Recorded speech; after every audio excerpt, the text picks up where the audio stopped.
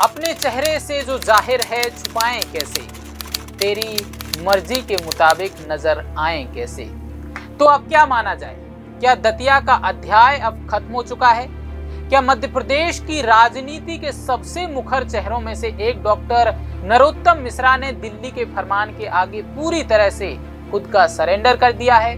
ये सवाल इसलिए क्योंकि दतिया उपचुनाव में नरोत्तम का टिकट कटने के बाद जो सियासी भूचाल आया था, अब उस पर धीरे धीरे सफेद चादर डाली जा रही है। कार्यकर्ताओं के इस्तीफे, मान मनोबल और टिकट बदलने की तमाम हवाई चर्चाओं के बीच मध्य प्रदेश की 3 हस्तियां, सूरमाओं के तेवरों ने दतिया की स्क्रिप्ट को लगभग पूरी तरह से बदल कर रख दिया है। नमस्कार, आप देख रहे हैं चौथा खंबा, अपन है पुष्पेंद्र। सबसे पहले बात उस नेता की जिसकी पूरी सियासत ही दबंगई और बेबाकी पर टिकी रही। टिकट कटने के बाद जब नरोत्तम मिश्रा कैमरे के सामने आए तो उम्मीद थी कि दर्द छलकेगा, लेकिन वहां सिर्फ अनुशासन का प्रवचन मिला। नरोत्तम ने कहा, ये पार्टी का निर्णय है, पेट्रोल और मिट्टी का तेल डालने जैसा काम मत कीजिए।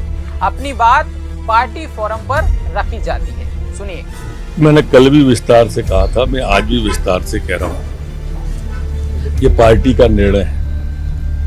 और एक बात जरूर मैं आपके माध्यम से सभी कार्यकर्ताओं से निवेदन करूंगा कि अभी मेरे को जो विजुअल फुटेज सोशल मीडिया के दिखाए पेट्रोल डालते हुए या मिट्टी का तेल डालते हुए कार्यकर्ताओं ने, ऐसा कोई कार्य न करें।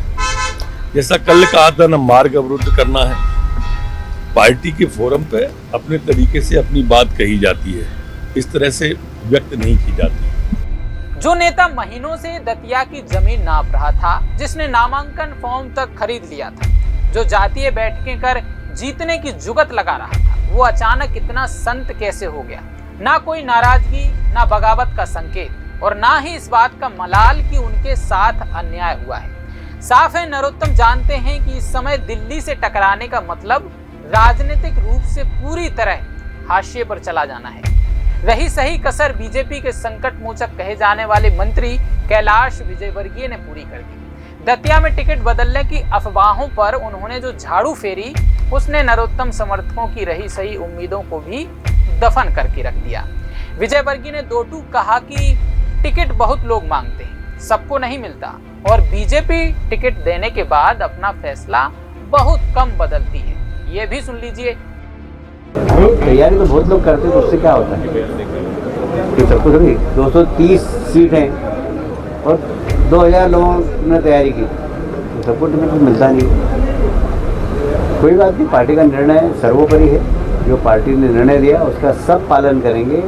नरोत्तम जी का अगर कहीं गुस्से, मेरी बात नहीं, मैंने कल फ़ोन लगाया था 2-3 बार, पर मेरे को मालूम है कि वो पार्टी के बहुत पुराने कार्यकर्ता है, समर्पित कार्यकर्ता है, पार्टी के निर्णय का सम्मान करें। एक बार टिकट डिक्लेयर होने के बाद पार्टी में कभी परंपरा नहीं रही कि टिकट बदले, इसलिए मुझे नहीं लगता कि इस प्रकार टिकट बदला। क्योंकि आशुतोष जी भी बहुत अच्छे कार्यकर्ता, हमारे संगठन मंत्री हैं, बहुत अच्छे कार्यकर्ता।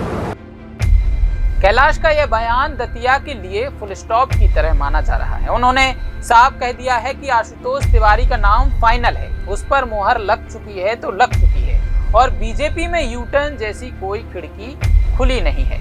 यानी दतिया सीट पर दोबारा विचार करने का चैप्टर पूरी तरह से क्लोज होता नजर आ रहा है। तीसरी और सबसे दिलचस्प तस्वीर इंदौर से सामने आई है। मीडिया के कैमरों ने सूबे के मुख्यमंत्री डॉक्टर मोहन यादव को घेरा। सवाल दतिया को लेकर ही था। सीएम साहब रुके, मीडिया की तरफ देखा, थोड़ा सा मुस्कुराए भी, और बिना एक शब्द बोले आगे बढ़ गए। ये भी देख लीजिए आप। करूँगा कि इंदौर का यूथ कॉन्क्लेव एक नए रिकॉर्ड स्थान तक पहुंचे।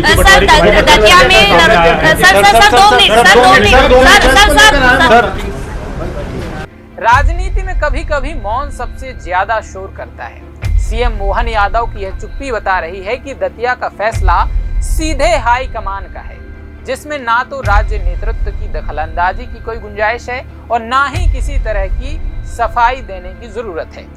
कुल मिलाकर जो लोग ये उम्मीद लगाए बैठे थे कि दतिया में चौका मारते हुए कोई नया ट्विस्ट आएगा, उनके अरमान अब ठंडे पड़ चुके हैं। पार्टी का फैसला पत्थर की लकीर बन चुका है। नरोत्तम मिश्रा सार्वजनिक तौर पर पार्टी लाइन पर चलने को मजबूर हैं और शीर्ष नेतृत्व ने भी अपने हाथ पीछे खींच लिए हैं। लेकिन राजनीति की बिसात पर जो दिखता है हमेशा वो होता नहीं, ये बात आपको याद रखनी चाहिए।